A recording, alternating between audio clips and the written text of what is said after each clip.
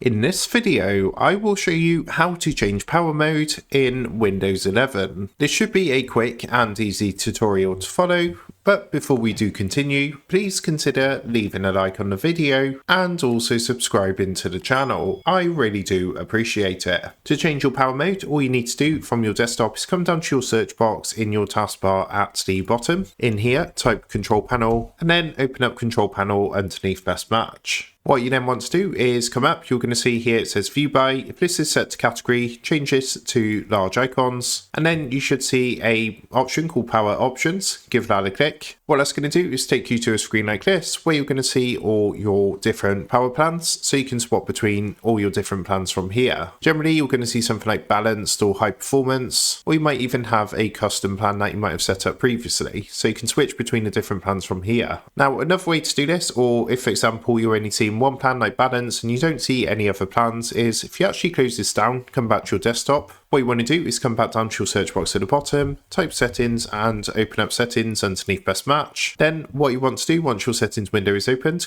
is come up to the search box at the top and type battery. You should see a recommended result come out called power, sleep and battery settings. So go ahead, give that a click. It's going to take you to a screen like this with your power and battery, and from here if you come down you can see we got a power mode section here. Click onto the small arrow next to this and what it's going to do is give you the option there to change, as you can see, when plugged in or on battery. For myself, mine is set automatically while the high performance power plan is used, so I can't change it from here, but of course you can come to this screen as well to also change your power plan. So that is how to change power mode in Windows 11. With that being said, I hope this quick tutorial did help you out today. And if this did help you out, I would really appreciate it if you was to consider dropping down below the video, leaving a like and also subscribing to the channel. With that being said, I just want to take a minute to thank you guys for watching this quick tutorial, and I will see you in the next video.